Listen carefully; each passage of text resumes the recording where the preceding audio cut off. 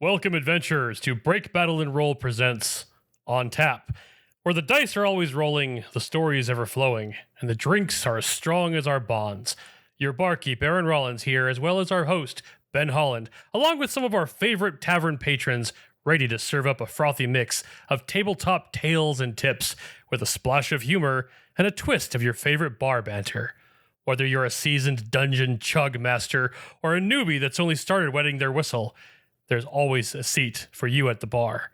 From ale-raising adventures to mead-worthy moments, we promise a beautiful blend of fantasy and fun.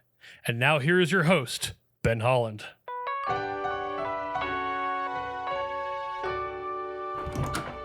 Welcome back to On Tap. I am your host, Ben Holland. May the force be with us this episode. You will find out why in a moment. But first, an introduction to my friends, Aaron Rollins. I can't imagine what this episode of On Tap might be about. It is cryptic. It is cryptic. Nothing I said would ever give a clue. Hello, everybody. Glad to be here. Glad to talk about whatever this cryptic subject is going to be. Who would ever know from that introduction? Certainly not Chad Stafford. Chad, how are you, sir? I mean, I've got a bad feeling about this. That's a strange thing to say right before I ask you to introduce our special guest. If you could introduce our guest for us. Who's with us today, Chad? Oh my goodness. Oh my gosh. It's my wonderful wife, Aly Stafford, and also social media manager extraordinaire of Break, Battle, and Roll. Yay! Yes, Aly, welcome. Bright suns. Say hi to everybody. Bright suns, guys. Bright suns. Bright suns. Bright suns, indeed. Yes. Bright suns, rising moons. Rising moons. Aly is indeed the person that keeps Chad and the rest of us on track. And for anybody out there who has been fortunate to come talk to us at our booth, you might have even met Aly. Yes, absolutely. Mm-hmm. I'm there sometimes, yes. But more often than not, yes. She keeps us on track kind of everywhere. It is kind of her goal to herd us in the right direction. And we appreciate it. If we were a band, she'd be our manager. That is absolutely Aww. true. That is absolutely true. And if we were a herd, we'd be a scruffy Nerf herders. Also true, I guess. Yeah. So, of course, we're here to talk about Lord of the Rings. Damn it. Oh, I knew that bad feeling was my favorite. legitimate. Folks, we are here today to talk about Star Wars. We're going to talk about some Star Wars role-playing games, some other cool Star Wars stuff that is a unique experience to only Chad and Aly, the only people I know that have had this experience. But before we get into that, as per the typical beginning to our podcast, I want to talk to everybody about kind of what they've been into. I would like to hear from Aaron. Aaron, what has been going on in your life? What have you been into? Games, books, movies, sleeping as much as possible? Which one of those things? Oh, man. What is it? Okay, so I bought a Steam Deck last year. I was worried about how much I was going to use the Steam Deck, but ever since I docked it to my TV, I have been playing so many single player games. I even Chad, you're going to love this. I downloaded the DuckTales remaster game, and I have been Let's go. freaking loving Hop it. on board to Duckburg. How's the music? That's most important. How's the music? Well, of course, the second I had a choice of which treasure to go after, I went to the moon, of course, because that is the best song, you know. It's the best music. So that's what I've been up to. I've been kind of putting the Steam Deck testing it to the limit to see what it can play. And I was just telling Ben the other day, I said, I installed Resident Evil 4 Remake, and it will play that game. It seems like this thing can play just about anything. It's awesome. Fantastic. Aly and Chad, I kind of have a hint on where you two are going to go. So I'm going to ask you together. What have you two been ruining your lives with? What a great way to put Cardboard. Cardboard with pictures. it. Greatest way to put that, Ben. But yes, cardboard with pictures. Or Which means The magic variety. Oh, man. as most of the people out there know, Magic the Gathering. Chad is worse than me though. Oh yeah. Well, this is why I try to avoid it for years, because I know my personality type. Yeah. I know what I do. We I mean, gosh, we've been together for 8 years, and I think it's been a long time coming, and it took this long for us to finally give in, and we finally did. And now, Yeah, because we were surrounded by and now it. our kitchen table and our bank accounts hate us. Oh yeah. Well, I think what finally did it was Bloom. Honestly, what did it was Bloomborough. I was like, oh, was cool, cute Bloomsboro, yeah. woodland creatures. Well, crap. Raccoon, I like that. Trash panda. Yeah, raccoon, trash panda, barred bird. I mean, come on. Like that's not fair. There's no escape. Yeah. It's really crazy to see the resurgence of this game because like it has survived I mean, I started playing Magic the Gathering in 7th grade. That was eons ago. And to see that the game is still like blowing up, and it's kind of nuts. Dude, when we go to certain game stores, man, some of them are just absolutely packed to the brim of people doing like draft nights and stuff. Like it is insane. And the amount of gaming stores sprouting up around us too. Like there's so many. Which I love. It's out here in Northern Phoenix too. It's getting good, which I really love. You'll never. Yeah, I'm surrounded by Magic. No one will ever get me into it. It won't happen. No, I'll just buy you a Lord of the Rings pre-con and just drop it off at your house one day. Cool. And the ring tempts you. That is an actual mechanic. The is a tempting of the card. rings. That's great.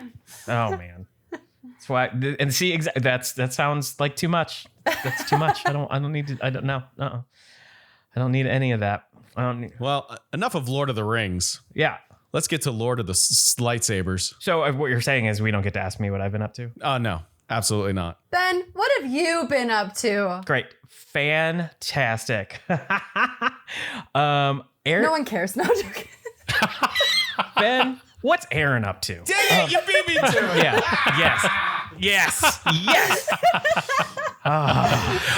Thank you, Chad. Appreciate it. Ben, Yeah, the what have best you been bit up that to? That's won't probably die. the most in joke we'll ever have. Yep. That, if you don't listen to all of On Tap, you just don't know what we're doing. Yep. Aaron actually said it kind of already, but he Resident Evil. I got on a kick to where I started playing a bunch of Resident Evil games, and it's all I've done for like a month and a half is just play Resident Evil games. And I probably will finish Requiem tonight, which is the final one. And it's been bad, like to the point to where I was like watching lore videos and reading stuff.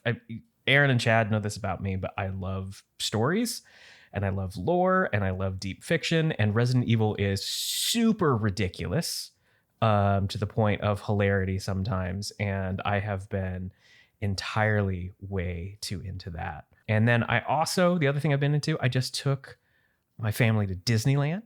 Yeah. Which was awesome. And I got to take my son to Disneyland for the first time, and he got to fly the Millennium Falcon. Oh my God. And I built Heck yeah. a lightsaber. Double heck yeah. And now we can segue into talking about Star Wars. What a transition. Nice job. Yes. Yeah. Dang, look at that. Perfect. Yeah. So Man, Ben just got on a Segway and he's not getting off. I am not getting off. My little legs Cruising no longer through need to Galaxy's run. Edge. Yeah. I'm cruising through Galaxy's Edge on a Segway. So we actually want to talk a little bit. We don't just play D&D. We actually play another game from time to time, a Star Wars RPG system that Chad DMs for us. And I kind of wanted to start this way a little bit. Chad, I wanted to ask you if you could tell us a little bit about your relationship with Star Wars, your personal relationship with Star Wars. I will just kind of give a quick aside for everybody to figure out how much this boy is into Star Wars. He was born on May 4th. It's true. And he's the biggest Star Wars fan that I've ever met. No escape. Chad, tell us about your relationship with Star Wars, and then let's talk a little bit about the Star Wars RPG system and what kind of makes it different from D&D. I'm excited to finally get to talk about the Star Wars system because I think it's probably the most unique dice system for an RPG setting that I've at least experienced. I'm sure you guys might have some other ones, but I don't know of ones that are so specific because it doesn't even use a numerical system. It uses symbols. But before we get into that, gosh darn, my relationship to Star Wars has been forever and ever since memories first formed. Like my first toy obsession was an X-Wing, and it was a little R2-D2, and I think it was back when the Kenner line was still around, and like R2 didn't even have like a face. He was just like chrome. Didn't even have like an eye or anything. It's just like a little chrome R2-D2. And then like the X-Wing had a built-in R2-D2 that was just a button that you would press to make the wings fold out. And I think that one was also Kenner. I probably would have to blame my grandfather, because my grandfather loved, like Buck Rogers and old like science fiction movies and television series. And that obviously. So he was awesome. Yeah, he was freaking cool, and he loved all that nerd stuff. And that's probably why I became, so fanatical about, science fiction and fantasy and stuff like that. But definitely, I think Star Wars first came from him. And then my grandparents had a company in Arizona, but also part of it was in California. So there was a lot of work trips back and forth, but they would take me. And then like during the work trip, we would like sneak away to Disneyland, at least for like a weekend or two every year. And so that was back when, passes were more reasonable, and being an annual pass holder wasn't a pipe dream or a lottery. So we would go to Disneyland pretty frequently. And like, I was obsessed with Star Tours. I cannot tell you how many times I've ridden that ride, multiple times. Before it had, if you've gone to Disneyland now, that it has a roulette system where there's 3 different outcomes per section. But back before that, it was literally the same film every single time you rode it. And I didn't care. I would do it a million times and, never got bored of it. So yeah, Star Wars has infiltrated everything from the movies to the video games to books. Your office. My office. Yeah. I mean, it definitely became a personality type as I got older. And then honestly, you brought up Galaxy's Edge, and like Aly, Aaron, and Laura and August, their kid, all of us got to experience Galaxy's Edge for the first time together. And like, there's video proof of Aaron and me like shedding tears walking into this place and seeing the Millennium Falcon for the first time. So it does exist. Great. That piece of media is real. What's funny about that is Aaron's kid August also got to see me experiencing Galaxy's Edge for the first time, because I took them and my kiddo to Disneyland, Aaron, like 3 or 4 years ago at this point. Yeah. When I saw it for the first time. And I remember August saying to me, like, oh, I should have filmed that because you could now be crying with my dad and Chad. Yeah. I got man tears on film. Yep. So Chad, the Star Wars system is pretty different. Oh yeah. Than D&D, like very, very, very different. And I think the first thing that stands out is the dice system. Would you kind of explain the dice system and anything else that you can think off the top of your head that, man, that makes this so different of an experience than like a traditional Dungeons and Dragons or Pathfinder type of thing? Yeah, there's definitely a lot, and I'll probably miss a few things, but I'll try and do my best. So Fantasy Flight Gaming came out with this system originally. This was before, unfortunately, I think like the company folded in recent years, and now it's being redistributed as the Edge system, or like the company's just called Edge. And so for the Star Wars system, there's actually 3 different core rule books, and they kind of gear you into different, not just like eras of Star Wars, but they kind of gear you into like different factions of Star Wars. So you have Age of Rebellion, Force and Destiny, and Edge of the Empire. So Age of the Rebellion really focuses on sort of the classic sort of ground and space warfare aspect of it, where you're with the Rebel Alliance, right?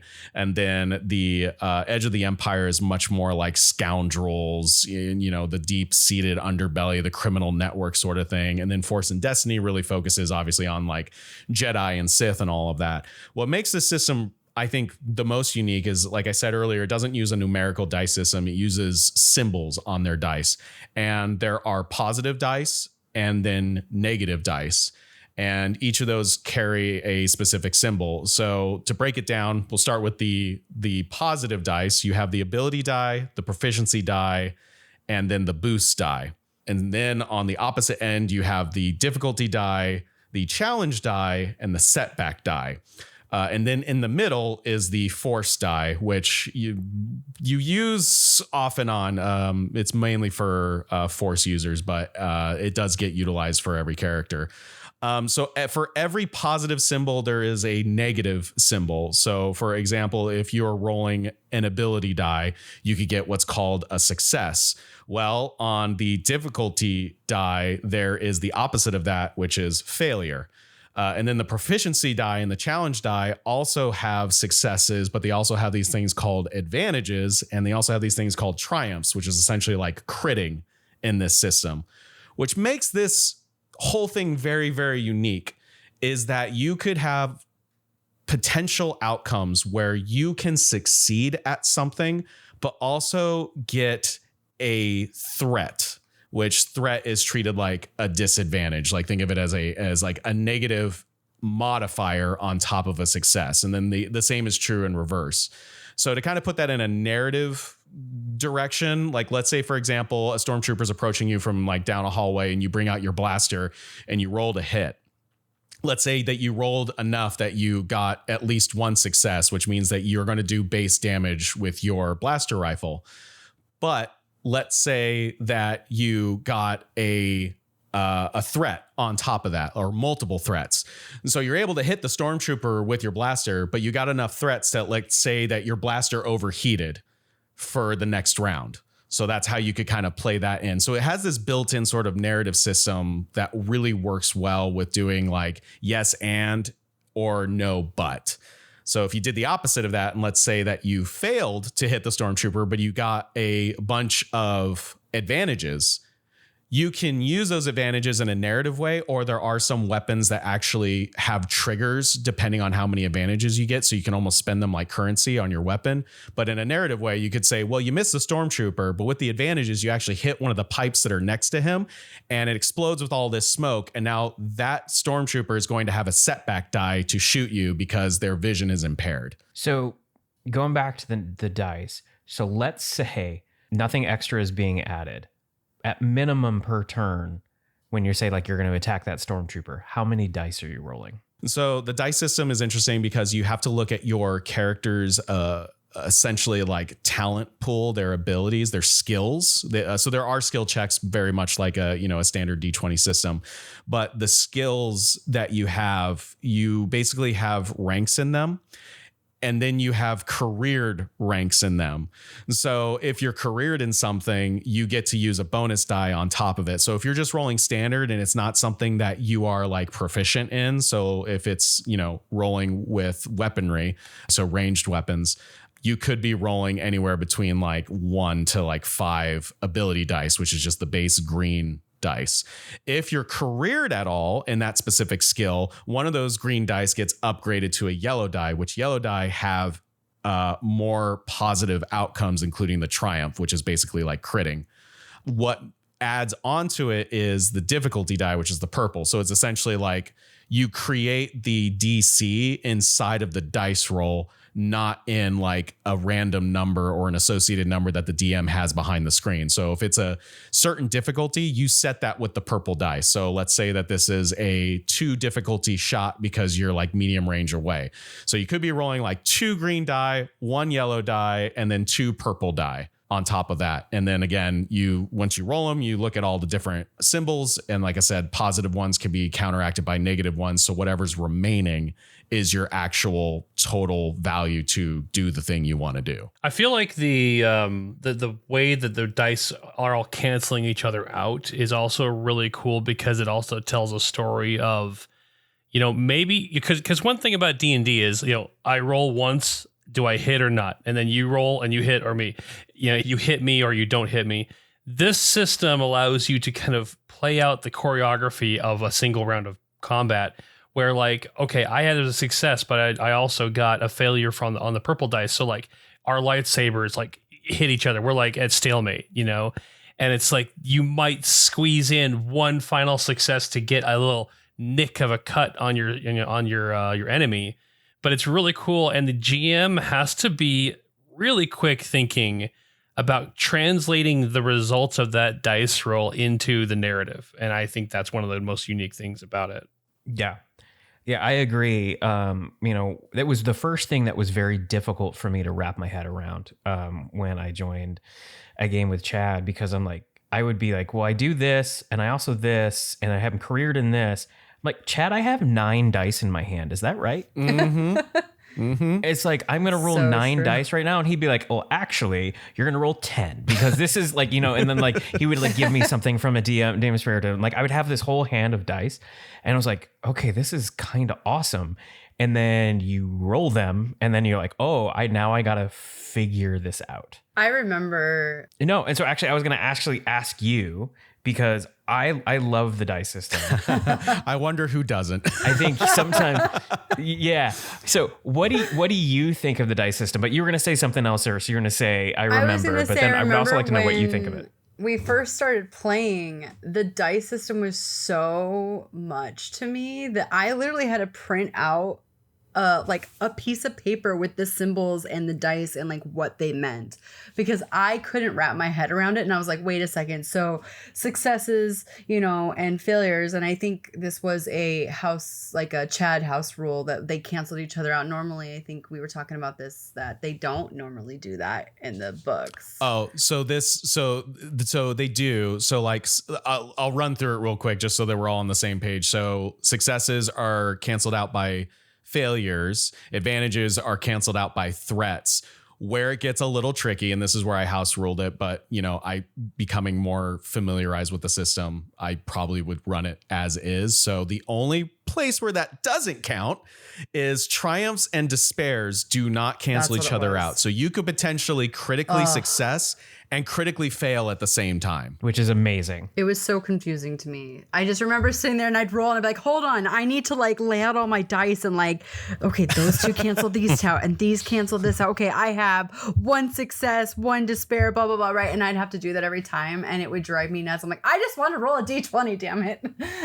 Plus, and this is something. I just rolled 17 dice and nothing happened. Nothing happened. Yeah, nothing happened. Okay. and which is hilarious when that happens And it does multiple happen. times. Yep. And it does happen. Oh And my it's goodness. very different from playing like standard Dungeons and Dragons, where you get like a modifier is like +3 to your skill check or whatever, right? Where here it's like exactly what Chad was saying, is like, how many of the green, how many of the yellow are you rolling? And that was like, I'd have to sit there every day before game, but if we leveled up and like sit there and be like, okay, if I have this much XP, like, and figure out how much I was rolling, and I'd have to have it written down somewhere. Like, it was a lot. I was so appreciative. There was I have this website marked for my character, but this guy had built a character sheet. When you start putting into it, it changes the skill color from green to yellow. That's nice. And then to tell me like, oh, okay, no, cool. I'm rolling yellow here. I'm rolling green here. Because that was overwhelming for me at first as well, since I spent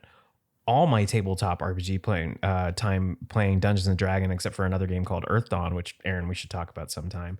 But, that's pretty similar as well. So rolling all these dice was very strange, especially figuring out, okay, which dice am I going to roll? And to the point to where, like, on days that I was like just super tired, I had found this wonderful app online that I would roll, and I would just click the buttons, be like, all right, the success, fail, success. All right, Chad, this is how many I have. And it would just like do the math for me. I think you showed me that and I was like, yes. Yeah, like honestly, when you're rolling for multiple NPCs, as much as I love rolling dice, you do get to a point where you're just like, man, a button is freaking awesome. Yes. Also, I want to add, as a dice goblin, they only come in those colors and those styles. They don't get pretty. And sometimes you buy a really nice set for your friend's birthday and they forget they have them for a year, and then buy themselves that same set on Etsy. And they're like, oh, I just got these. I'm like, yeah, I bought you for your birthday. And they're like, wait a minute. And then they go to their back room and they find that set and they realize they have 2. It's really neat. Yeah. That sounds like a real asshole. I would never hang out with that dude. Yeah. I'm calling him out. Yeah, let's call him out. It's me. It's me, guys. Everybody. I'm being mean to myself. It's fine. It's okay. The best though was the look on your face when you're like, yes, I have 2 sets. This is awesome. Those ones are actually pretty though. Those are very pretty. They are so nice. Yeah. So they're like, Yeah, so these ones are like semi-transparent. They have like sort of a jeweled look to them, whereas the standard ones are just like a flat plastic color, which, as Aly was saying, that is a kind of a drawback because all of us love having themed dice, like to our characters, to what we're playing, you know. So I also understand that sort of like, oh man, I don't get to have fun, unique dice, but like you would not want that in this particular system because just as much as the symbols can mess you up, if they were different colors, that would really mess. That would flip your brain. I guess you're right in that regard. I mean, I don't know. I think I would get over it because they're pretty. Pretty rocks. Yeah. Oh, I agree. But I would definitely want like the positives and the negatives to still be different colors to figure out which ones are kidding. Oh, yeah. If you change the dice colors on me, I would be so lost because at some point I was. You speak in the language or like, all right, I'm going to roll 2 purple, a black, a yellow. And it's more than like, oh, I'm rolling this type of dice plus 3 of this type of dice. It's the color. That's the way my brain associated after a while. And the shape. But then I just remembered that like a success and like the ability dice, the green one and then the purple one difficulty, they're the same shape. So even shapes wouldn't count. Yeah, that's true.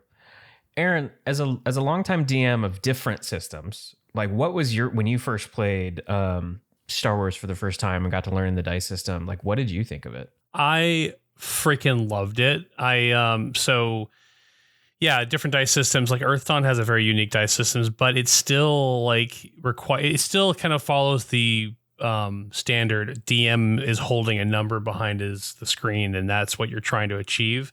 I'm not going to go too into Earth Dawn, but there's some really cool stuff about that dice system. Like you can it uses exploding dice. So you can have a crazy outcome if your dice keep rolling the maximum value.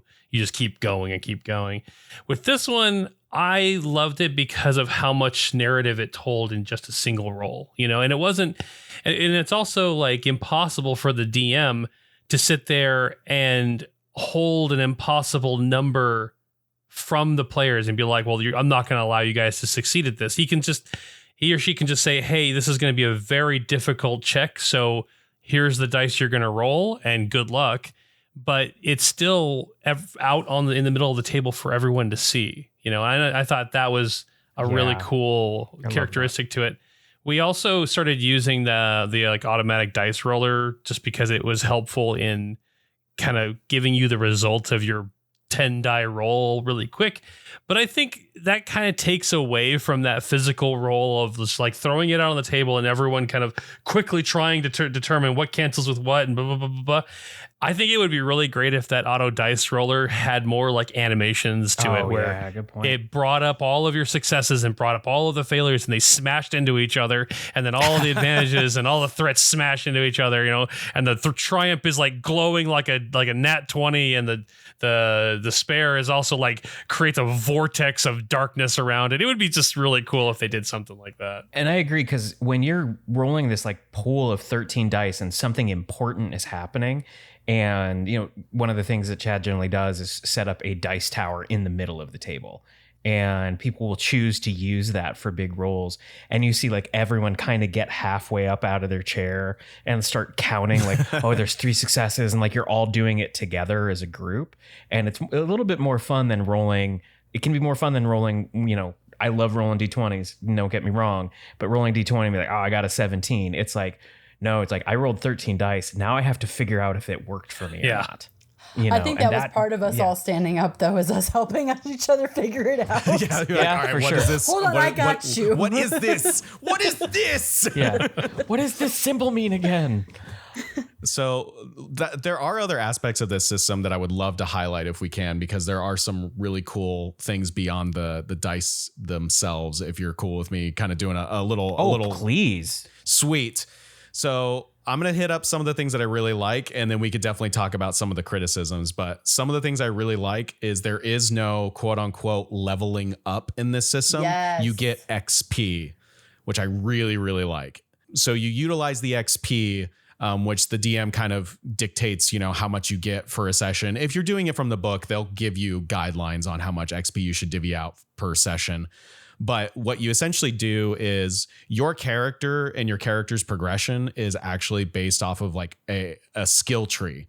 And you can, it's not it is linear technically, but it's like you could go down different branches of that skill tree to get to different abilities faster. And those abilities are unlocked via that XP. So like the base abilities are all really cheap. They're 5 XP. And then when you get towards the bottom, like things start costing like 20 plus.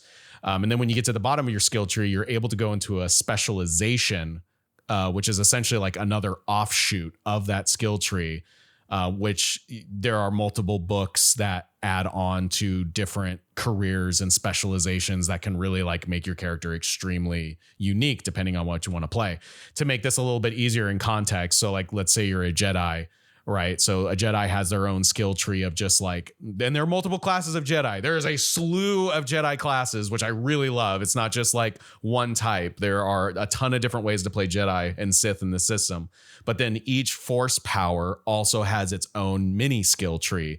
So you don't just have, quote unquote spells. Your spells can also be modified to do slightly different things and be upgraded, which is another thing I really enjoy about this system. And I think I'm gonna send this over to you, and Aly and Aaron can talk too about characters. But I feel like it makes skill builds much more open-ended to what the player wants to do from a narrative aspect with their character as well. Because you can put, I'm going to put this many XP points here. I'm going to put this many XP points here.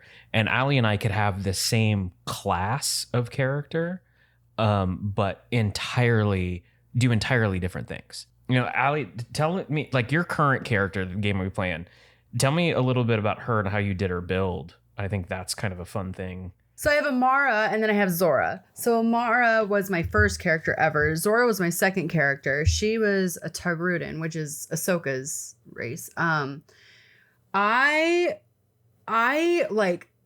love playing her because she's so, like you were talking about, she's so open-ended, and with the XP, I got to choose what I wanted to do with her. So like I wanted her to be like this Black Widow-esque, like badass. So I went bounty hunter, assassin, skip tracer with her. And so I think I bought into 3 different skill trees just to build this chick. So it's kind of like dual classing. Yeah, it's like multi-classing. But then you get to spin off. So to help, just to back up a little bit so people understand. So bounty hunter is like the base class, and then assassin is the subclass to bounty hunter. And the skip tracer is the second tree that I bought into. Yeah, which is, so it's cheaper to multi-class inside of the same career path. So she's still under bounty hunter. There is another potential where you move on to something completely different that's outside of the bounty hunter's like subclass system. It just costs more to do it, but it is possible. And so that also is how the XP system works. It's like, yeah, you can multi-class. It's easier, and it makes sense. It's like, oh yeah, it's easier to multi-class inside of a bounty hunter because it's like kind of in the same family. But if I wanted to like go down a soldier class, that takes more to learn, so that costs more XP. When you buy into it, for example, this character that I built, she has a cybernetic arm. One of the things that I keep doing is building into her arm so it gets more and more skills within her arm. So like at first it couldn't do nothing. Then it can help hack, data panels. Then it could eventually scan for life, like small life forms, medium life forms, the more I bought into the tree. So I think at this point she's up to medium life forms. So it's kind of cool how much you can build your character just by building into the trees that you get the XP for. So I asked that question to go ask Aaron a question about his character, because his character, I believe you're the same base bounty hunter, right? I think I'm just straight up a Mandalorian class spec. Yeah. Is it a Mandalorian class? Okay. Yeah. I thought it still had some bounty hunter aspects to it. Yeah. It might have some aspects, or like maybe I spec'd into a specific ability. That's one thing I think is really cool. The fact that Aly was just talking about being able to spec into just your arm. How cool is that? You can just you can pump more XP into one thing that you want to focus on, rather than having to follow like that linear path that D&D takes you down, where you get a couple choices here or there. But no, you can turn your character into whatever you want them to in this system, which I think is just amazing. I would say, even though I was speccing into my arm, I still have to roll for checks. Yeah. Right. You're just rolling better dice for your checks. Yeah. Which is and it can do cool. more. So like, For example, with her arm, it was always computers because it's cybernetic. Yeah, and I think what's really neat is it really allows your imagination to kind of like go with it. Because I remember when I was first making my character and I sent it over to Chad actually sent me a text back that said, "I'm worried about what you're trying to do here." I'm scared. Yeah, don't think about it too much. Just let me do it. All right, tell us about your character, Ben. I play a droid, and he is the only thing he cares about is blowing stuff up. That is his whole and money. He wants money, and he wants to blow stuff up, and potentially himself blowing. Well, he himself doesn't care up. if he blows himself up because he's got spare bodies like hidden around the galaxy. Is kind of like the thing. He's actually in one of those spare bodies now. And the first thing I did is I bought like 4 rolls of detonite tape. And Chad was like, "What are those for?" And I'm like, "Yeah, you don't need to worry about that." And it's so cheap. It's alarmingly cheap to buy detonite. I was like, what is this? No. Yeah. And I set traps on everything. I have blown up so much stuff in his campaign. And it's just really been like, is my guy a little bit of one trick? Kinda, but I can do a lot of things with that one trick. And it's allowed me to like really be sneaky about it or really find like new ways to make explosions happen. He's the most troublemaker character I've ever played. And I knew Chad finally got it because I sent him a sheet and he goes, "His name's C420." And I said, "Yeah." And then Chad goes, "Oh God, he's a high explosives expert, isn't he?" I'm like, "Yes, correct. It didn't take you very long to get the joke because all he does is blow things up." And he's so fun because it feels like if I want to do something with him, there's a way for me to find a way within the rules to do that. And I'm not confined by 3 pages of a character on a piece of paper and a bunch of feats. There's ways I can find to dip into this or move over here or put skills in this area to kind of really do what I want. I can't quite remember, but for like everyone's mental image, what kind of droid was C420? So do you remember Chad won't remember the model name, but do you remember the bigger security droids? Yeah, you were the BX commando droid. The like assassin versions of the battle droids that were used in the Clone Wars. Yes. So imagine like a bigger version of those guys. Of the battle droids. And I mean, it goes into a long story about how he gained his independence. But his whole opening backstory is about blowing up a card game and stealing all the money from the card game because he's running right now because he just kept ripping off a bunch of like Black Sun and stuff people in card games and stealing the credits. And that's what he was doing. He's fun. He's ridiculous. He is just chaos. He is literally along for the ride right now because there's jobs to do. And they told him he could blow things up and like, he's okay. And what's really neat is the narrative is so flexible that like how did I originally get like the first robot worker? Like we liberated a robot worker. And so I started having employees and all the robot workers work for me. And I printed pamphlets and I give them pamphlets and I keep rolling to like getting more people that are like on my side to like they work for me. And Chad's like, "Yeah, you can roll for it." And I keep rolling well and I keep getting more employees. And then we started a fake charity called the Ewok Miracle Network, which is fantastic. And we're getting more people through that. We even painted it on the side of our ship. So back up a little bit. No, what you guys did was you entered a Cloud City car race, and you needed to have a foundation to essentially like hide your names under. It was a cover-up story, and Ewok Miracle Network, which I believe Sarah like put together an image of, which is literally sticker. Just like Wicket with a red balloon, and it just says Ewok Miracle Network on the side. It's amazing. It's beautiful. It's the funniest freaking thing like that has ever been generated from just a normal freaking game. We should make a sticker of that.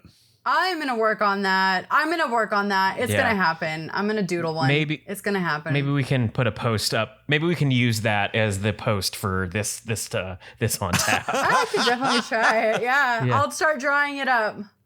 So I of got a course by the month, next right? game, I had like a TV setup that actually had like the rankings of positions of the cloud cars, and I freaking photoshopped the Ewok Miracle Network on the side of their cloud car.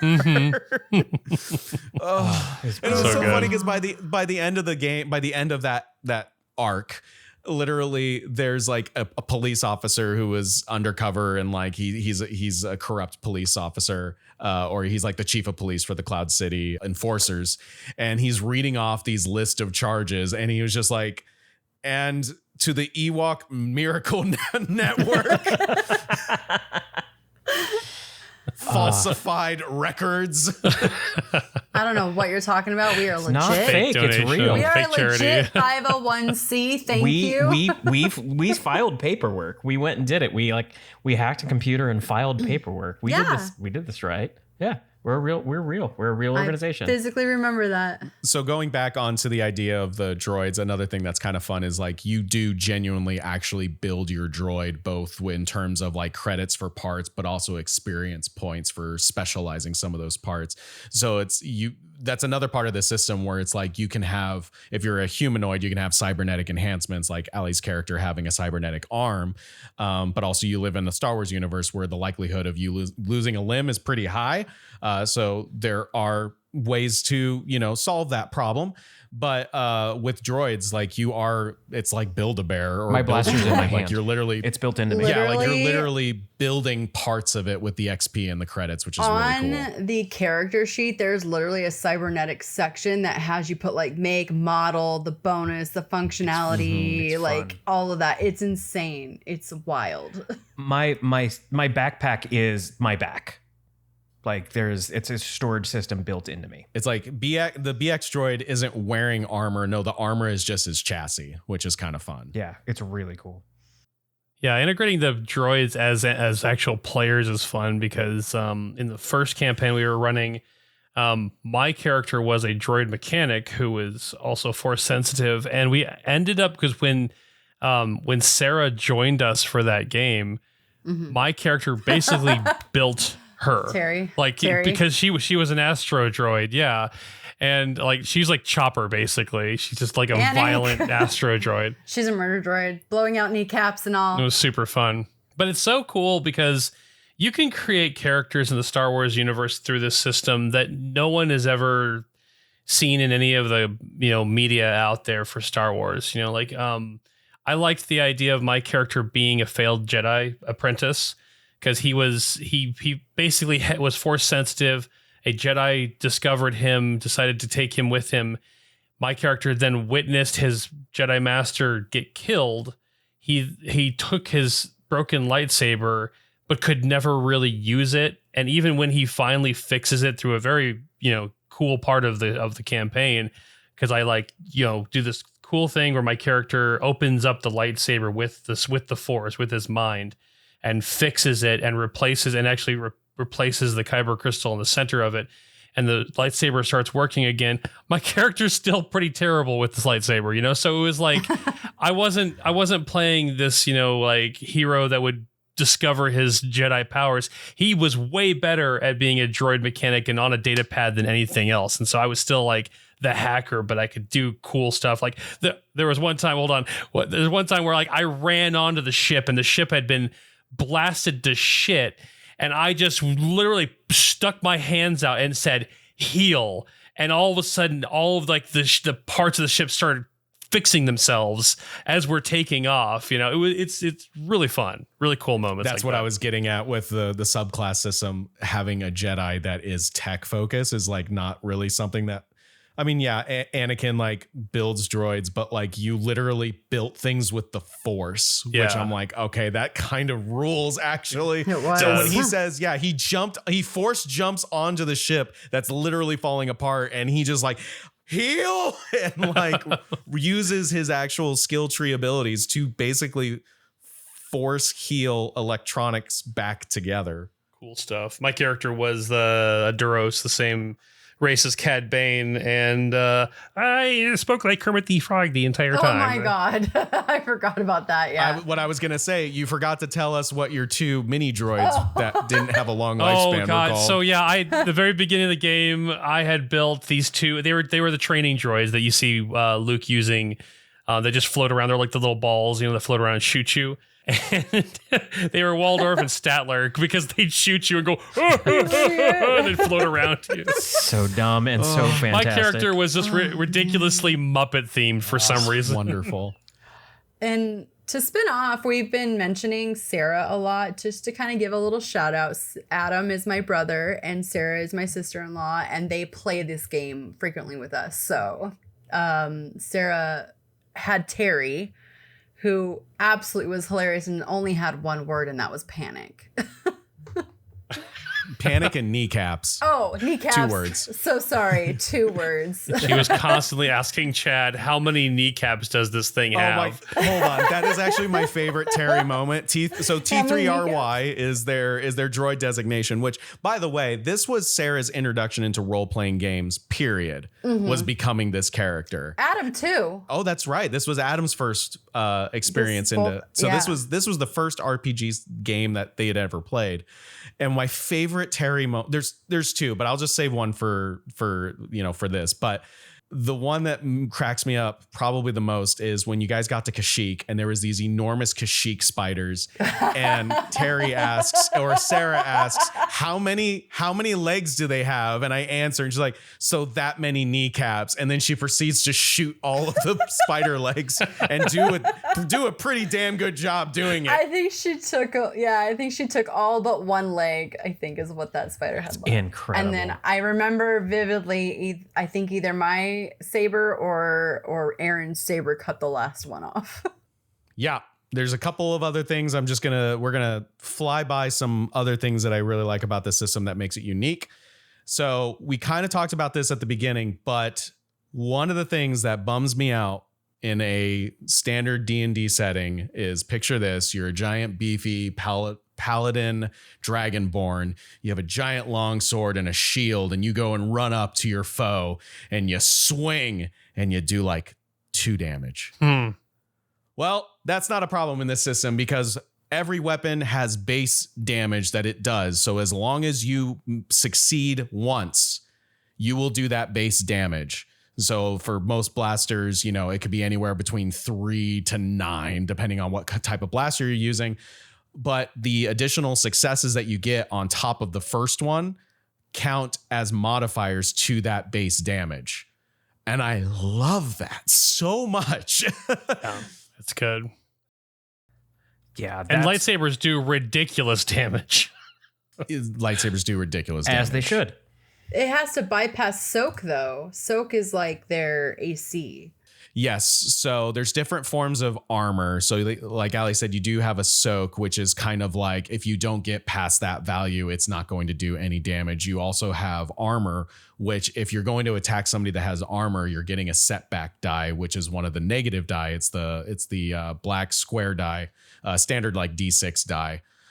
So that's how you handle armor. And then you have these foes that are like considered your adversaries, and that upgrades any of the difficulty checks by 1, which when I say upgrade, it doesn't mean that you're adding a purple die. You are upgrading one of the purple die to a red die, which gives you the possibility of a despair, which leads me into my next favorite thing about the system. There's a critical hit chart that goes from like, I think 0 to 151. Oh my God. And this could be anything from you stubbed your toe to you're bleeding out. So anytime you do a critical hit on somebody, you get a critical success, that person has to roll on that table. If it's their first time getting hit on the table, you're just rolling a D100. So there's very little possibility that you're going to roll like the super bad stuff. But there are weapons that have, like, I think it's called vicious, a modifier that adds a +10 if they're rolling on the critical table.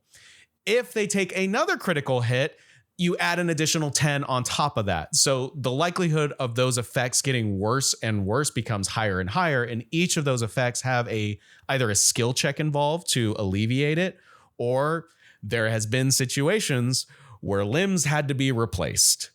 And this this explains why the scale goes to like 150, even though you're only rolling a D100, because you're going to add so many of those modifiers to the result, and you could go over 100. Malarkey and limbs. Yeah, shout out to Dustin. Dustin. Dustin played the most Dustin character on Earth. He played a Wookiee called Malarkey, and the way in which he was able to roll the exact number he needed to remove a limb was, I want to say, otherworldly, because it happened so many times. It's funny how it's like you have a character who's specialized in critting, because that's like a vicious. It really felt vicious like it. only helps you when you crit. So it's like if you just dump points into, I'm gonna eventually crit you at some point. So when I do, it's over. And before we move on, I did want, Chad, if you could regale us with the story real quick of the unkillable droid. Oh, that was this. So we're back on Cloud City, I believe, which is where this occurred. Yes, we are, because I think this is such a great example of the dice telling a story, because the dice told the story of this droid being the most agile badass that's ever lived, or us being the worst marksman to ever try to use a gun. So to kind of set up the narrative, they were on Cloud City and they were tasked to do a job for a wealthy family, and it was a bit of a heist story. It was pseudo based off of, there is a literally a Cloud City heist book. So this was based off of the book The Jewel of Yavin. If you want to take a look at it, it's actually a really fun module and a little mini campaign. So they went into this foundry essentially to try and facilitate a deal. They were trying to get schematics. They were trying to potentially enter into this Cloud City Grand Prix, but they didn't have the parts. They didn't have a cloud car. So they were trying to figure out what was the best way to do that. So eventually they ended up in this foundry where they were doing a deal with, I believe it was an Ugnaught operator who kind of ran the whole facility down there. But you guys were tailed by this other crime syndicate that was also doing deals in Cloud City, and they were utilizing repurposed droids. This ended up in a crazy fight with multiple explosions. The foundry was essentially destroyed in the process, but there was one sole droid that y'all could not hit to save your lives. I believe there was 3 rounds of combat, and all of y'all biffed so hard, so many times. We're talking rolling not just failures. We're talking about rolling threats. We're talking about potentially, I think there was a despair in there. We hurt ourselves. We hurt ourselves at some point during this. Yes. I feel like at the end of when so many of us had missed, we literally said, this guy's meant to get away. We should just all give up now and congratulate him on how bad of a job we did trying to kill him. It was awful. Which is so funny when you're literally surrounded by the carnage you have wrought. And there was just this one little wiener droid that just managed to squeak out amidst all of the explosions and fire and downed ATST, I might add, on top of it. All miniature form on the table, right? All actually props on the table. Because, Chad, I believe, if I'm correct, this was the game that got you into running miniatures for your tabletop RPGs. I think just in the volume of miniatures, this definitely was oh, this is fun, because we had little glowing miniatures for all the fireballs that you guys had created. Because I essentially bought those for C420 because I'm Ben's going to blow up a lot of stuff. So these are going to get a lot of use. And they do. I don't feel bad buying these. And they do. I might have have run out some of the batteries on the LEDs. I've used them so much. Which is kind of a fun segue into something else that I really like about this system. And this deals with what are called silhouettes. So I mentioned the ATST earlier. Something that I feel like D&D and other systems are lacking is the idea that certain things, even if they're big, beefy creatures or have a lot of armor like an ATST, should still be easier to hit because it's a larger target. That's where the silhouette system comes into play. So things that are bigger are easier to hit. That doesn't mean that they're not soaking up a lot of that damage, but you're still going to be able to get a blaster fire. Like, it's easier to shoot them or to hit them. The same is true, but in reverse. So a larger target is going to have a harder time hitting a smaller target.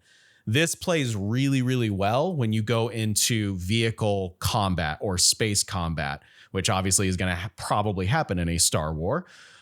So when you're doing vehicle combat, like imagine, you're flying the Millennium Falcon, it's going to be really easy for you to hit the Star Destroyer. Now, is that hit going to do a lot of damage? No, but it's really easy to hit. The same is not true for the Star Destroyer as you are flying at speed and velocity 3. The Millennium Falcon's going to be really hard to hit, but if it hits, y'all screwed. Wasn't the chance to hit you was both your silhouette plus your speed, and it created like an AC, right? Yeah. Correct. Yes. I love that. Again, it builds the AC into the roll itself instead of you as the DM creating it. Like, it's just built into the dice. You don't have to make that number, which I find to be awesome. That is awesome. There's the last thing I was going to say to segue again into the last point that I want to make about this system before we move on is, I don't know if y'all have tried to like do seafaring or ship combat in D&D, but it's a little tough. There are rules that are involved with it, but I find them to be difficult to run. One of the things I really like about Star Wars is there is a pretty robust system about how you run ships, and each person has a very important role. I don't think anybody would feel like shorted or sighted depending on their role. So like you have the pilot who's obviously going to be doing accelerating and decelerating.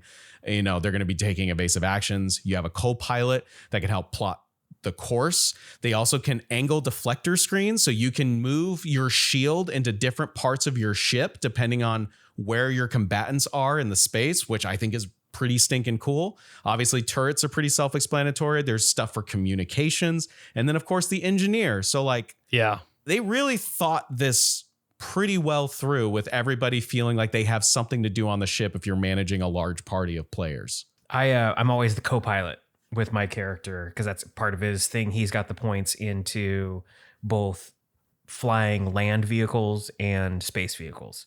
I can't remember what land vehicles is actually called, the navigation type. Planetary? Yes, thank you. Planetary. Being the co-pilot is so much fun because you have so much stuff to do. If this system sounds fun to you, obviously it's Star Wars. It's the Star Wars Age of Rebellion, Edge of the Empire, or Force and Destinies. It's by Edge, formerly Fantasy Flight Games. If sci-fi is not your thing, they actually made an evergreen sort of fantasy generic version of this called the Genesis system. Ooh. I don't know about that. Yeah. Get on that, Aaron. Yeah. Yeah. So if you want to run a fantasy, or just like, it's very open-ended, so you can kind of reinterpret it however you want, definitely check it out. Because this company has kind of gone through some transitions, we'll say, some of this stuff can be a little bit hard to find, but check your local game stores. They might have a copy of some of the source books. That's awesome. I didn't know about that. I'm going to have to look at that. Yeah. Or even use bookstores. I think it's Genesis with a Y, I want to say. Okay. Well, a little bit of a segue, a little bit, I say, because it is still definitely what a tiny Star little segue. Wars related. It is a tiny little segue. It's a little guy. This one's for Babu Frick. This one is for Babu Frick, our best friend, our oldest friend, Babu Frick. Always been here and always will be here, Babu Frick. Yes, always been here, always will be here. Babu Frick, you guys took a really special, unique, the only people I know that have done this, honeymoon, and you went to Disney's Galactic Star Cruiser for your honeymoon. Gosh, guys, is that 4 years ago? Is it coming up on 4 years ago? It is September. Yeah, coming up on 4 years ago. Aaron and I have been married 20 plus years, not to each other. To each other, it's only been 10, but to the game. but half of that. Yes, to our spouses, like 20 plus years. So yeah, 4 years. Come on. But it is a long time ago. You went to the Star Cruiser, which is pretty amazing. It was a Star Wars theme role-play themed hotel, which is no longer in service. October 2023. Wow. October. Is that when you went, or is that when it shut down? No, that's when it shut down. We went in October Okay. of 2022 after our wedding. Okay. And it shut down a year later. I'm excited to hear more. So I've heard Chad tell me about the Star Cruiser a couple times. Aly, I have not heard your point of view very often of this. So I kind of want to start with you. Like, what made you choose the Star Cruiser? What were your expectations? You know, what did you think like when you first walked in? Like what was kind of going through your head when you got to go to the Star Cruiser? Plus, maybe a little bit of what was it from your perspective? So what made us choose the Star Cruiser was, I mean, obviously Chad being a huge Star Wars fan, myself included, growing up with Star Wars. I was all for it when we transitioned our original honeymoon plan due to the hurricanes that were happening. We were supposed to originally go on a Disney cruise, and then that wasn't happening because of the hurricanes. We're like, let's stay on land. What do we want to do instead? Oh my God, we should do the Star Cruiser. So Disney gave us some credit to use towards their other, options. And that's how we ended up doing the Star Cruiser. It was like unreal. The amount of immersion once you enter that building to leaving that building. It's a little jarring how immersive it is because you're so into it when you're in there. And then when you leave, you're like, wait, I'm in Florida? Like, it's crazy. It was just wild. Yeah, oh my gosh. Just like, I will say too, like we watched a lot of POV like videos before we went, like when it first opened, and it was so cool. It's nothing like physically being there and seeing it with your own eyeballs and like just walking into the atrium and it was just so cool. So that's my initial reaction to it was just tears of joy and why we chose it. So that's cool that you watched some POV videos before you went. So how immersive did it really feel compared to what you saw on like a YouTube POV video compared to what happened when you walked in? I want to say it was probably more so immersive. Obviously, when you're watching POVs, it's from, YouTubers and stuff, so they're not always in character. But when Chad and I went, we were dressed up to the nines. Every day that we like from the moment of getting there to the moment we left and got into an Uber and we're somewhere else, we were in Star Wars like get up. We looked like we belonged part of the Star Wars world. And other people who were super into this also were dressed up. The actors were unbelievable. The environment was just insane. Like, I will have to post some photos for people to see when we post this episode because it was just insane. I think the only time it really took us out were when the people that weren't into it as much as we were and not dressed up, treating it like an actual Disney hotel versus like an actual experience. That was the only time it really took us out of that immersion. So actually, I think that's a good time to back up a little because maybe I got a little cart ahead of the horse here. Chad, could you actually describe to us what the Star Cruiser, what the intent of the Star Cruiser actually was? Yeah. So this is, I don't think there's anything else that fits this category of experiences, at least on this scale. So truly, this is like a weird Venn diagram of a thing. So at one corner, you got Star Wars. On the other one, you have theme parks. And then, in the middle, you have live action role play, which is essentially what the Star Cruiser is. As Aly was mentioning, it's not a hotel. Yes, it is a hotel, but it is genuinely, if you're doing it the way you should be doing it to get the most bang for your buck, because we'll be honest, it was an incredibly expensive thing to do. And if it was not our honeymoon, and if it was not something that we were given some credit towards because our other experiences were unfortunately unavailable, like the likelihood of us being able to do it was pretty darn low. So we got very lucky. But if you're doing it right, this is truly a live action role playing experience on a scale of which I don't think any corporation has tried to do. Unfortunately, with the Star Cruiser came, gosh, there's like estimations that go all over the place. Anything from like 400 million to close to $1 billion in like R&D for this experience. Which when you get there, you can kind of see that price is like the amount of technology that you are surrounded by in that hotel is pretty insane. As Aly was mentioning, from the moment your car pulls up and when you get into the lobby, quote unquote, the terminal, because you take a quote unquote ship to get to the Star Cruiser, you are truly transported to a whole nother world. So it is a 2-night, 3-ish day experience. It goes over like it's done in a blink of an eye. It truly is. I wish I could replay it in my brain because of how fast it all goes by. But like the first day that you get there, obviously you're checking in. It's kind of a different process because a lot of people are LARPing or dressed in cosplay. So they have to do a lot of checks and screening. And then if you've ever experienced an escape room, the way that they have to give you sort of like an initial breakdown of what this experience is, like they basically tell you like, if this alarm goes off, that is an in-story event alarm. If this alarm goes off, there's a fire and you should leave. Right? You know, they had to do that, right? It's so funny that they would have to hold basically a muster, which is what you would do on a cruise ship. But that's exactly what it was. For a land building, because you guys have to understand this is what's real. This is pretend. This is the first order. This is a fire. This is the fun alarm. This is the unfun alarm. Yeah. So when you walk in, there is literally no outside world. You are surrounded by screens, and more screens.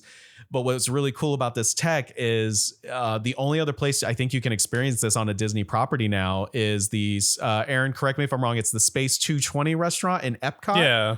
Mm-hmm. Yeah. But not nearly as cool. Yeah, but it uses this same like faking depth screen technology where there's multiple planes of screen where if things are closer, things are actually closer. Like it's a screen. Yeah, it's actually kind of hard to tell that they are screens because it just looks like Imagine space. that, but everywhere. So your room has a screen. That's your window. You know, obviously when you enter in the atrium, there are multiple screens. You can go onto the command deck, which is just a giant screen and also a video game that you get to play at one point, which is rad as hell. When you go into your room, like literally there's another screen that has a droid that greets you and you actually interact with her multiple times and you talk to her. She actually responds to you. D3. She even had a script for walking us through a joining ceremony because it was our honeymoon, which is like really cool. Insane. Aw. I filmed it. It was amazing. I cried a little. So like Aly was saying, like there are actors, all over the ship. Everyone's in character. Even like if you're going into the store or if you're going into the 2 restaurants, like everyone's in character. Rarely was that ever broken unless obviously you needed to have a real conversation, which I had to do at one point because we had to ship a lot of stuff back. And at one point I'm like, all right, I love this, but I really need an honest answer. Like, how do I do this? They're like trying to be like, what? Well, we can ship it using one of our Galactus services. Like, no. I need to know who is the shipping provider. And is it getting to Arizona? Like, I need to actually know this information. This is $300. This is hundreds of dollars. Is there a gesture that will pull people out of character, please? We were stressing about it hard when we were walking out because it was so in character and they didn't want to break it. We're like, no, you have to tell us, is all of this going to get back to Arizona? Yes or no? The answer is sort of. Yeah. Oh, really? The smugglers must have gotten our package at one point because it did become lost in transit. It eventually found its way, though. Okay, so it did show up. It found its way, thank goodness. But it did show up. Yeah.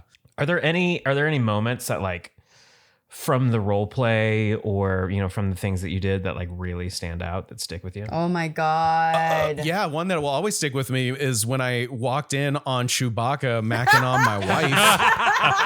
No, that's not true. Well, let's hear your side then, ma'am. Well, he wasn't happy that I showed up. I'll just say that much.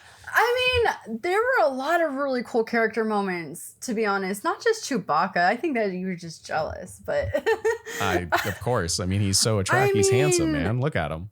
Sandro, the musician guy, sat with us at our dinner table. The First Order guy, what was his name? Croy, sat next to you and was like staring you down half the freaking dinner night. Oh my God. He was like interrogating me during dinner. It was awesome. Sammy, the mechanic on board, the actor that played the mechanic, was absolutely our bestie. Like, he saved a lot of our experiences on that ship, and we'll have to get into that in here in a little bit. But getting back to Chewie, what ended up happening was Chad had to run back to our room for some reason. I was like, okay, cool. I'm going to go meet you in the engine room, which is a room that you guys get to go into, and there's like interactive things that you get to do in there. And I happened to just go in there, and there was nobody in there except for Chewbacca. And so it was just me and Chewie hanging out, and he was like showing me stuff, having me do stuff in the engine room with him, and I'm like, doop-a-doo. And then Chad shows up, he's like, oh, hey, Chewie's here. And Chewie comes over and just like sticks his arm around me and starts like battle crying at Chad.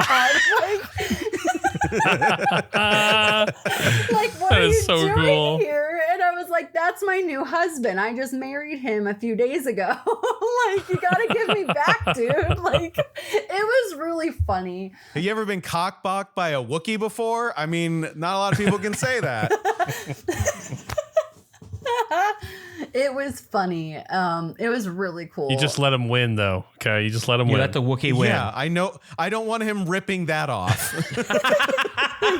yeah. A lot of the characters were really cool. That was just a really cool experience for Chad because he had to fight off a Wookiee for his wife. Oh man. Did you guys have like different quests to follow? Yes. So here's where you got to do your research. Oh my goodness. Gosh, this was a lot. I scanned one thing different than Chad, so I'll let Chad explain it. Actually, I'm sorry, babe. Go ahead. Yeah, it's kind of confusing. So yeah, Aaron is correct. There are quote unquote quest lines, and there are multiple endings. There's 4 different ones. There's 4 different sub endings that only, like, not everyone is going to be able to experience. The only reason Aly and I got to experience 2 different endings was because, and no joke, she scanned one crate on quote unquote Batu, aka Galaxy's Edge, that I didn't. And therefore she was able to get the ending with the Jedi holocron. I didn't get that. So my ending was on the bridge. Which, thank goodness, again, the actor who played Sammy, phenomenal. All the cast members, like I could praise them a million times over and it still wouldn't be enough. But the actor who played Sammy was like above and beyond. Like he saved us in character and out of character, like genuinely saved us multiple times. A true sweetheart. But that was the only reason we got to experience 2 endings. So one ending is in the engineer room with Chewbacca trying to fix the engines. Another ending is fighting off, I believe, the First Order on the command deck.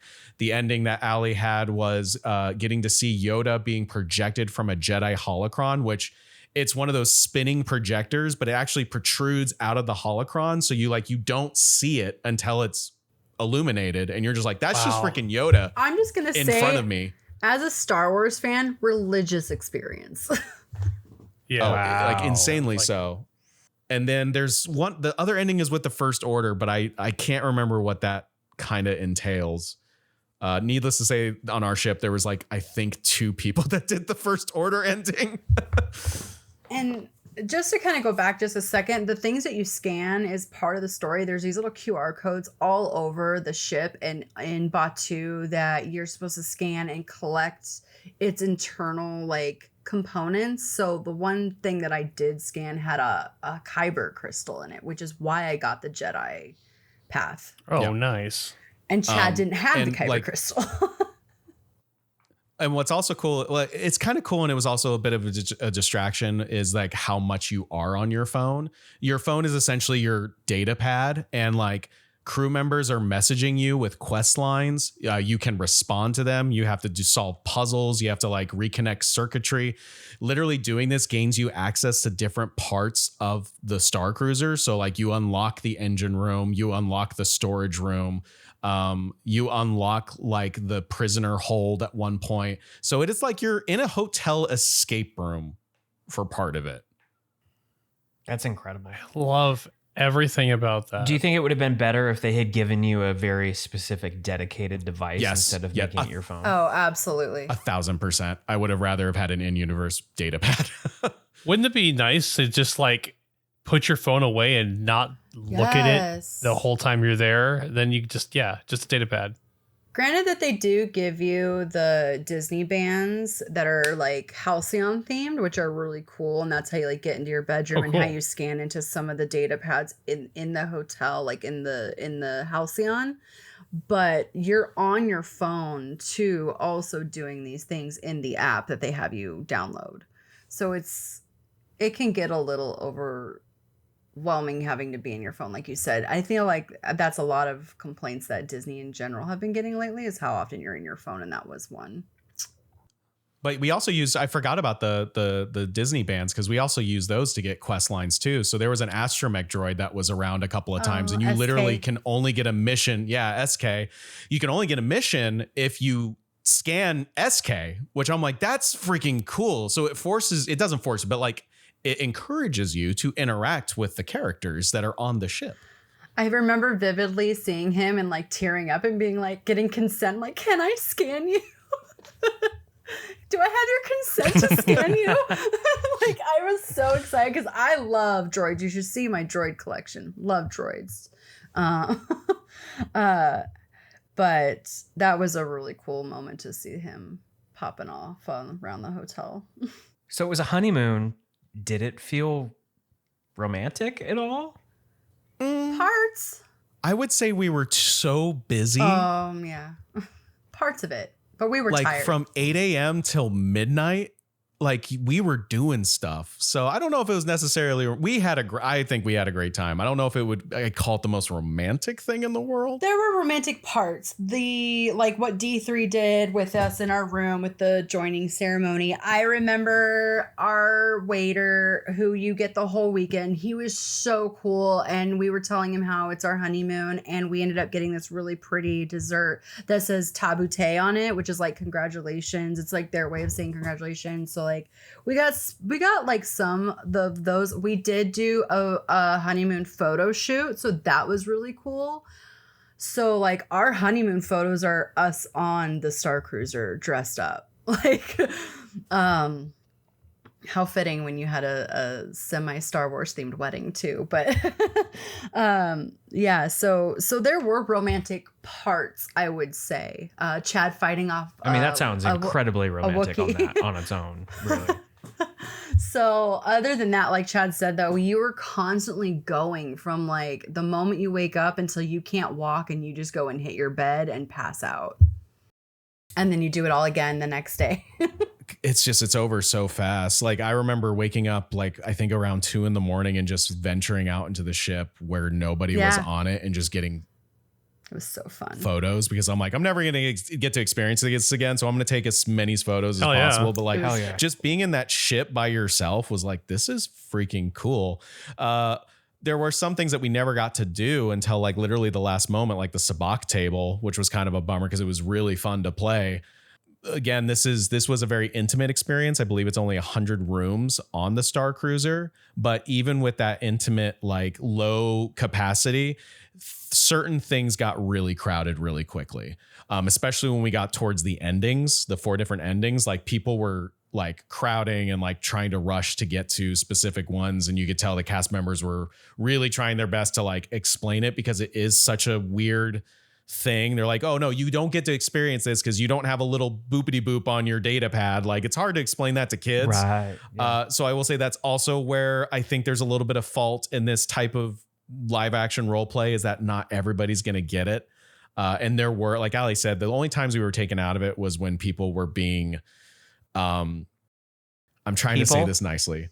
When people were being not nice, not in and just like Star Wars spirit, not in the spirit, not in the spirit of collaborative narrative storytelling. We'll just say that much. But how very first order of them. The cast members made that experience so cool, and it follows through, because like you essentially wear this Halcyon badge when you go into Batuu, and the story continues onward, which is really unfortunate because like there's parts of Batu that only make sense if you've experienced the other side on the Star Cruiser. Like they explain why there's this weird TIE Epsilon or whatever the heck it's called just sitting there over in the Imperial, So, aka the First For Order those that may area. not know what Batu is, why don't you start there for a quick second? 'Cause some Batu, people may aka not know. Galaxy's Edge. I'm so sorry. Galaxy's Edge, the Star Wars area in Disney, both in Disneyland and Disney's Hollywood Studios. It's basically a one for one.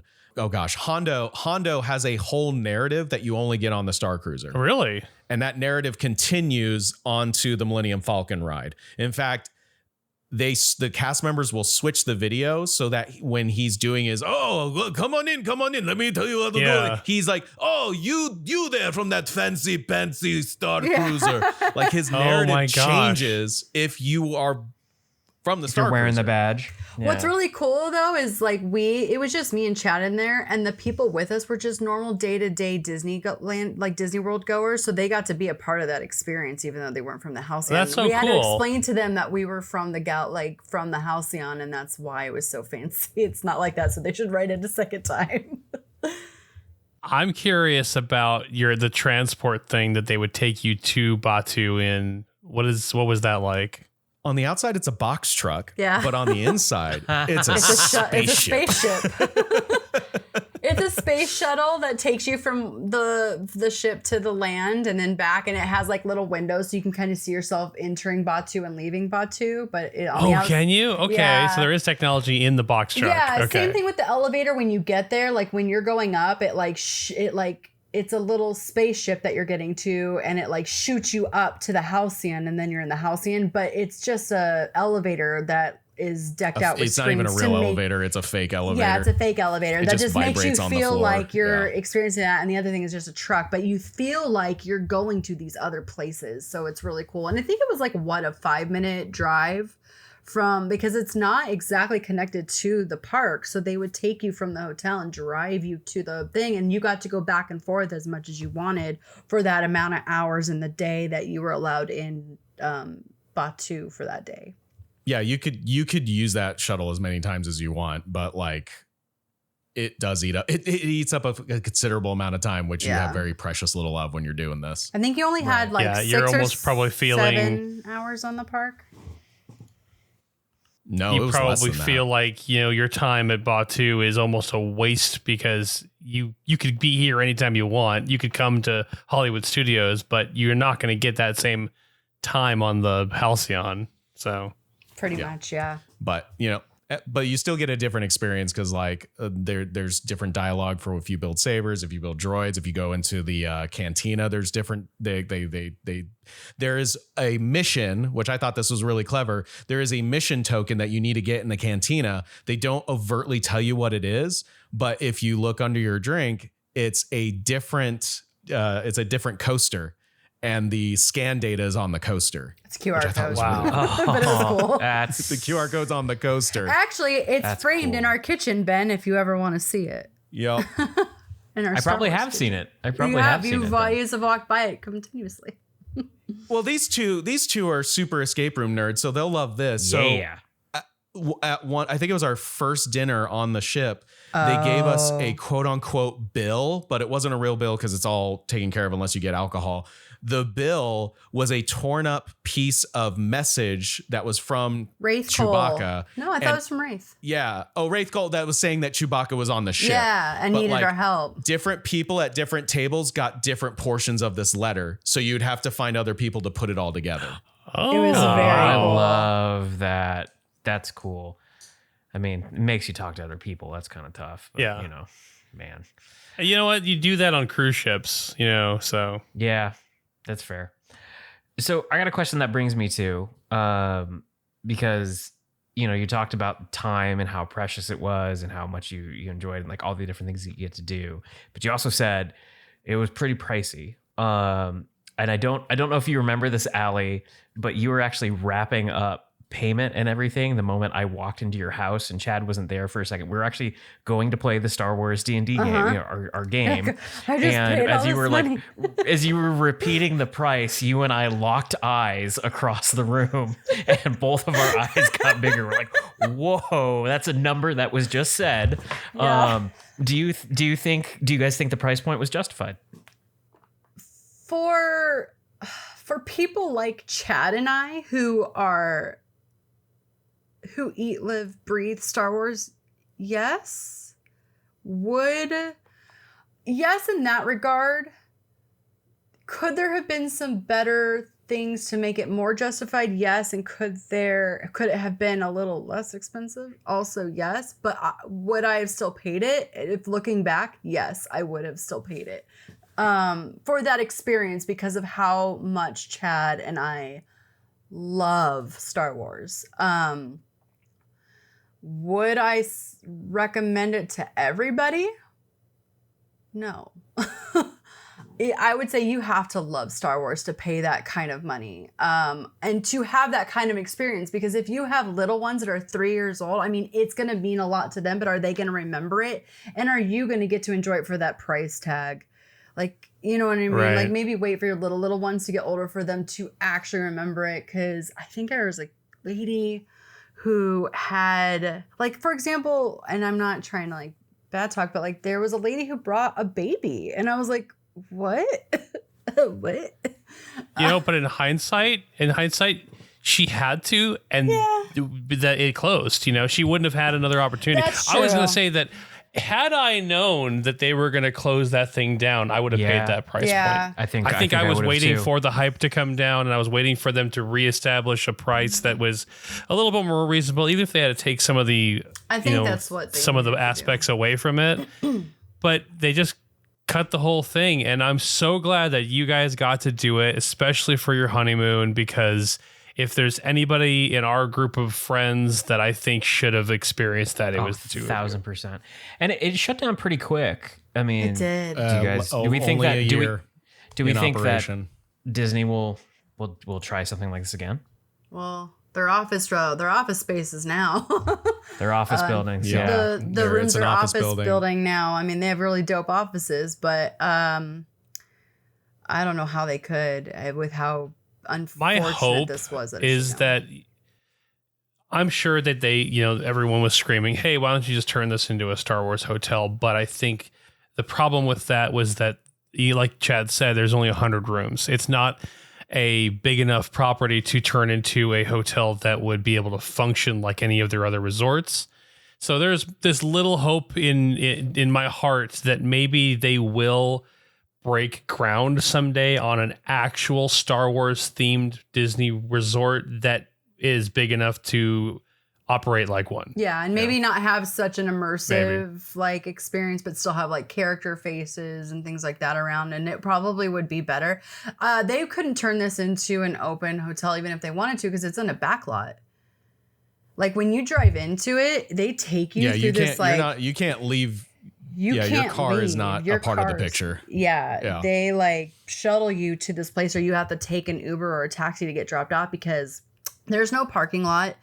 It's in like literally this back area, like staging area. You think you've gone in the wrong place. Yeah. Let's say that much. Like you don't think you belong. It was really you weird feel like driving you're out to it breaking at a first. law getting there. Like you're are just we like, this supposed isn't to right. be here? Is this right? And then I'm like, you is that see a it and you're freak? like, Did we just pass a shipping yard? Like what the hell? so they couldn't even turn it into anything if they wanted to, at least in that regard. But if they were to, like you said, Aaron, build an actual hotel with similar experiences that are not as immersive and a more cost-effective like thing for families and people Yeah. to do, then hell yeah. I mean, they could pull all those assets out of there, all of the screens, Yeah. all of the, like all of the rooms. You guys showed pictures of the rooms. They're all like paneled like a Star Wars, cargo room kind of thing, and just take them over to a new resort and maybe, I don't know. I mean, even the restaurant could be a cool experience. Like that was typically. So here's the sad part of that with the restaurant. So the restaurant was originally the idea of that restaurant, because it's also a live entertainment thing. They actually have like a singer come out in character, a singer and an instrumentalist, a Gaia, a Twi'lek. And she does like a whole song, like a song and dance routine, and it's freaking great. That was originally penned for Galaxy's Edge. That whole experience was meant to be part of Galaxy's Edge as a restaurant, but they scrapped it and made it a more expensive experience behind the Star Cruiser.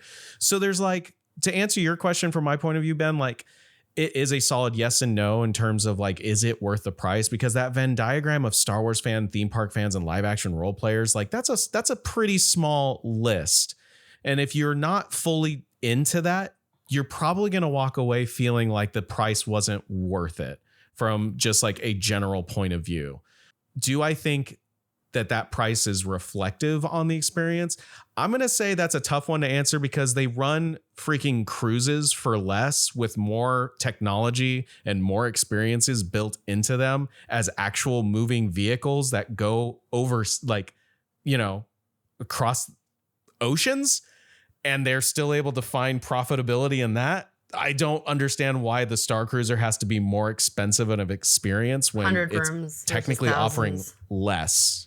Yeah, it's offering less value. It's probably an economy of scale kind of 100 thing, rooms because versus couple thousand. They didn't want you guys to go and have a super crowded experience like you do on a cruise ship. It was definitely more. But they still needed to pull profit from it. So my whole thing was, and we even told this to our waiter, I was just like, man, if this was just one more day. Yeah. If this was just one more day, I could justify the price, because like you guys mentioned, Aaron, I think you specifically mentioned, you don't want to be on Batu, aka Galaxy's Edge. You're like, I'm wasting time here.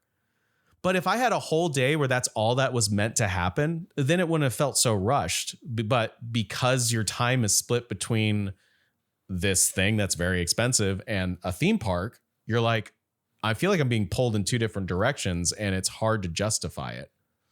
But was it an incredible experience for, you know, a Star Wars fan, a live action role playing fan, and a theme park fan? Absolutely. There's literally nothing that was like it. And I don't think there will be, unfortunately. I mean, I want there to be, trust me. If there is, sign me up. But I feel like Disney was unwilling to budge on the price tag, and I think that was their undoing ultimately. I just want the food again. I want the food was so good. Specifically, I don't even like shrimp, but I like Star Wars shrimp. You know what? No Aly, joke. That's all I keep thinking about is that damn blue shrimp, and I hate shrimp, but that shrimp was so freaking good. We got to get you on a cruise, because Ben's family and my family, we went on a Disney cruise right at the same time you guys were there. And the food was amazing. Unbelievable. One day I'll get on a Disney have cruise. All of it I wanted all the time. I just walk up to a window and said, give me food. And they gave me food. Oh, as somebody who's terrified of the ocean and boats, that was the other thing about the Halcyon. I got to go on a cruise that wasn't on the ocean or on an actual boat. Test it out first. Now I'll go on the ocean. Just the void of space. No big deal. Yeah, it's just a vacuum of death. You're fine. It's no big deal. It's fine. Oh, quick or death. Well, folks, thank you so much for the time. I really appreciate it. This was fun. As big Star Wars nerds, all of us, this is a blast. We highly recommend, you know, find time to get into the Star Wars role playing system. The more people that play, maybe they'll do more stuff with it. Bug your local DM, have them give it a shot. Thank you for telling us about the Star Cruiser. And Aly, may I be the first to say happy birthday in just a few hours from when we're recording, but happy birthday to you. Thank you for all you do as our social media manager. We don't get this right without you, and we're really, really appreciative. And thank you so much for taking the time to join us for one of these podcasts. We really loved having you on.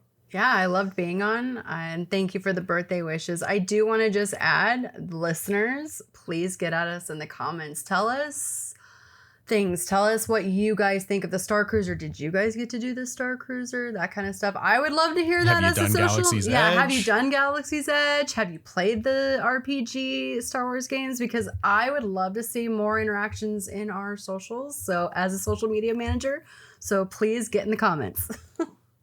Yeah, jump and join on our Discord. If you check us out on our website, or if you go to our Instagram, anything on our link tree, we'll also have links to our Discord. Come talk to us in Discord as well. We're interactive in Discord. If you type in, we will type back, and we really enjoy being able to do that with you guys. So come talk to us. We're happy to Chewbacca, to meet. hot or not. Chewbacca, hot or not. Chewbacca. Get in the comments. Should I leave Chad for Chewie? Yes or no? I mean, Put a poll I up. can't- Yeah. I'm not allowed to answer this. Chewie's arms were around my neck at one point. I can't answer the question safely. Never hurt you, you liar. No, he did it with his eyes. And with that, I'm going to say thank you, listeners. We look forward to talking to you again soon. Jump into our Discord, go into the Askcast, ask us a question or two, and we'll be happy to answer it during our next podcast. But we will see you soon. Bye. Till the spires, guys. Bright suns. Bright suns. Rising moons. Ignite the spark! May the force be with you guys.